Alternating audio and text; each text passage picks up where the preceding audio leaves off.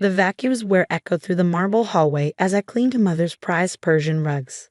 10 years of this, scrubbing, dusting, maintaining the mansion that should have been my inheritance too. But according to Mother, the will had left everything to her. Julia, her sharp voice cut through the noise. You missed a spot. Again. Honestly, you can't even clean properly. I switched off the vacuum, turning to face her.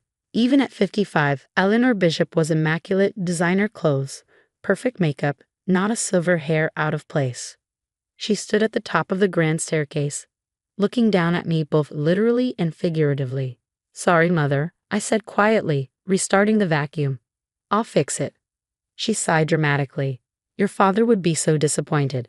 An Ivy League education, and here you are, not even able to handle basic housework. The mention of Dad made my chest tighten. He died suddenly when I was 20, leaving a void that Mother had quickly filled with rules, expectations, and endless criticism. The loving home I'd grown up in became a gilded cage, with Mother holding all the keys. Speaking of disappointments, she continued, descending the stairs. I'm hosting a dinner party tonight for the hospital board. Try to make yourself scarce. I'd rather not explain why my daughter is acting as the help. I bit back a retort. This was her favorite game, reminding me that I was both family and servant trapped in a limbo of her creation. After Dad's death, she'd made it clear. If I wanted to stay in the family home, I'd have to earn my keep. At first, I'd refused. I had a degree in business from Penn, job offers from top firms.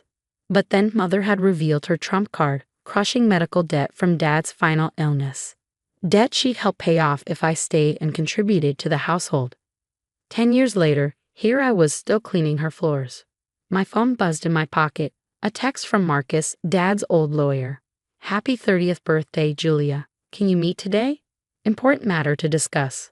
I glanced at Mother, but she'd already lost interest in tormenting me, focused instead on reviewing her party preparations. I typed a quick reply, 2 p.m. at your office? Perfect, came the response. Don't tell your mother.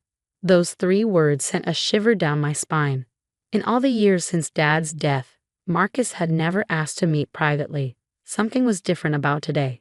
I finished cleaning just as Mother's party planner arrived, giving me the perfect excuse to slip away. I'll be back in time to help with the party, I promised, heading for the door. You better be, Mother called after me. And wear something appropriate. I don't need you embarrassing me in front of the board members. The drive to Marcus's office gave me time to think.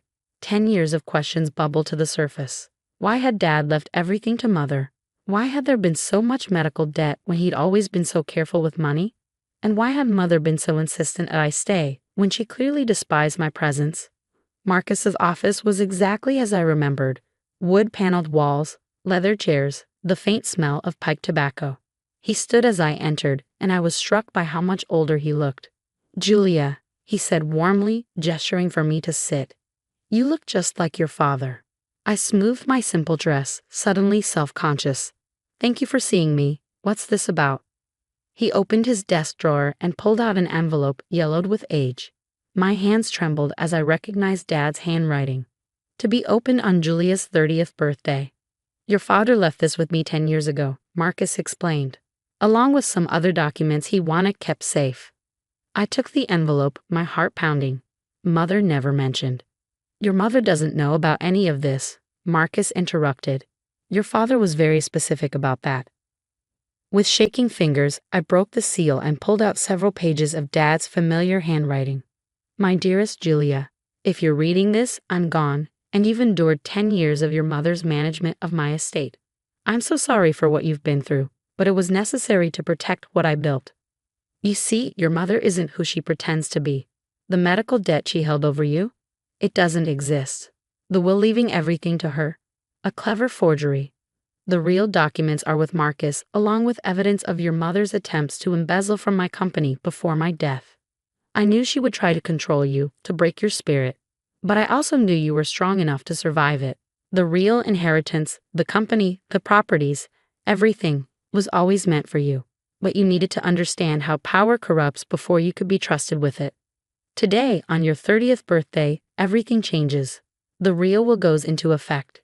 Your mother's deception ends. I love you, sweetheart, Show her what a true bishop is made of. Love, Dad. I looked up at Marcus, my vision blurring with tears. Is this real? He nodded, placing another stack of documents on the desk. Every word. Your mother has been running quite a scheme these past 10 years, but your father, he was always 3 steps ahead. The drive back to the mansion felt surreal. In my bag were the documents that would change everything. The real will, proof of mother's fraud, and detailed records of her embezzlement attempts from 10 years ago. Remember, Marcus had advised, timing is crucial. Let her start her dinner party. Let her feel secure. Then, I pulled into the circular driveway just as the catering vans arrived. Mother was in her element, directing staff and making last-minute adjustments to the decorations. Finally, she snapped when she saw me. Go change into your serving uniform. The guests will be here in an hour. I headed upstairs to my old bedroom, now barely more than a maid's quarters. Opening my closet, I bypassed the black serving dress she expected me to wear. Instead, I pulled out the one thing I'd kept from my old life, a tailored Channel suit Dad had bought me for my college graduation. The doorbell rang just as I finished getting ready. Through my window, I watched as luxury cars pulled up, disgorging members of the hospital board and their spouses. Mother greeted each one effusively, playing the perfect hostess. I waited until all 20 guests were seated in the dining room before making my entrance.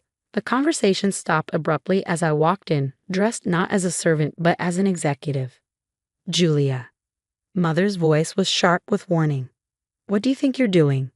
Taking my place at the table. I replied calmly, sitting in Dad's old chair at the head of the table. We have some business to discuss. I apologize for my daughter's behavior, Mother said quickly to her guests. She's been unwell. Actually, I interrupted, opening my briefcase. I'm quite well, and I have some interesting documents to share with the board. Mother's face paled. This is neither the time nor place. It's exactly the time, I said, passing copies of the real will down the table. You see, my father never left everything to you. That was a forgery, and that's just the beginning of what you've been hiding. The room erupted in murmurs as board members began reading. Mother stood abruptly, her hands shaking. These are lies, obviously forged. They're authenticated, I cut in, by 3 separate firms. Just like the evidence of your embezzlement attempts before Dad's death, the ones he caught you trying to hide. Dr. Richardson, the board chairman, looked up from the documents. Eleanor, is this true? Of course not, she snapped. This is just a desperate attempt by my disturbed daughter to reclaim what's rightfully mine, I finished. The company, the properties, everything. And to expose 10 years of fraud. I turned to the board members. You'll find complete documentation of every illegal transaction, every forged signature, every attempt to misappropriate funds. My father knew what she was capable of. That's why he left provisions to protect his legacy. Mother's careful facade cracked. You ungrateful little. Careful, Mother, I warned. The police are already on their way. The evidence has been sent to the DA's office. Your only choice now is how you want this to end. She looked around the table, seeing her carefully cultivated social circle crumbling before her eyes. These people had been her shield, her way of maintaining the illusion of respectability. Now they were witnesses to her downfall. I can explain, she began, but the damage was done. Board members were already standing, making excuses to leave. Dr. Richardson paused by my chair. We'll need to call an emergency board meeting, he said quietly. Your father was a good man, Julia. We always wondered about the circumstances of his estate. Mother watched helplessly as her guests filed out, leaving their elegant dinner untouched. When the last car pulled away, she turned on me with fury in her eyes. You've ruined everything, she hissed. After all I've done for you. All you've done. I stood, my voice steady. You made me a servant in my own home. You lied about Dad's wishes. You stole 10 years of my life. A knock at the door interrupted her response. 2 police officers entered, followed by Marcus. Mrs. Bishop, one officer said, we need you to come with us. I watched as they led her away, her perfect makeup streaked with tears, her designer dress wrinkled from her grip. The mansion, which had felt like a prison for so long, suddenly seemed to exhale. Marcus placed a hand on my shoulder. Your father would be proud, he said softly. You did exactly what he hoped you would. The weeks following Mother's arrest were a whirlwind of change. The mansion, once cold and oppressive, transformed as I reclaimed each room. I converted her formal parlor into a home office, replaced her antique furniture with comfortable pieces, and opened windows that had been shuttered for years. The company underwent an even more dramatic transformation. Dad's old employees welcomed me warmly, many sharing stories of how he protected them from Mother's attempts to cut benefits or reduce staff. "Your father always said you'd be back," Margaret, his longtime secretary, told me. "He kept your office exactly as it was." The office she led me to was a time capsule, my college diplomas on the wall, family photos on the desk, even my old business plans still in the drawers. Dad had prepared this space knowing that someday I'd claim my rightful place. Mother's trial was set for spring. The evidence was overwhelming. Forged documents, embezzled funds, years of financial manipulation. But the worst revelation came during discovery, when prosecutors uncovered the truth about Dad's death. The medical records were falsified.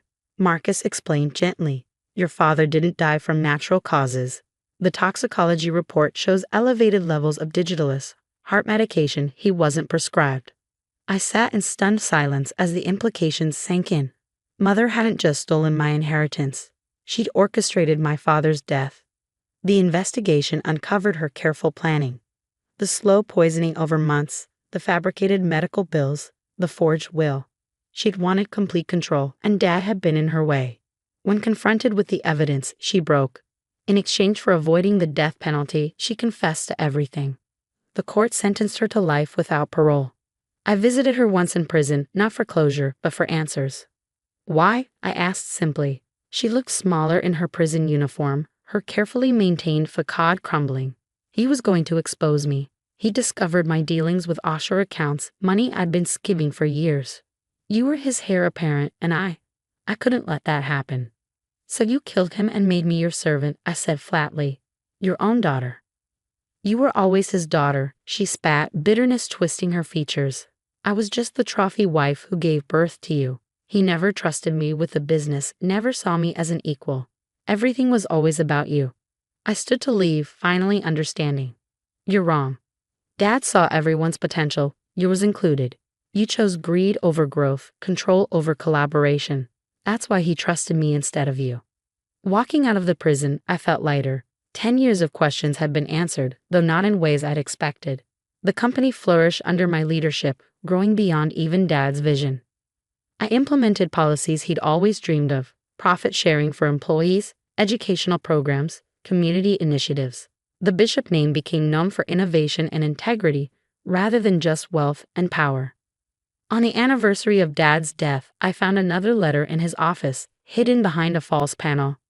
"Dearest Julia, if you're reading this, you've not only survived but thrived. You've learned the hardest lesson in business and life.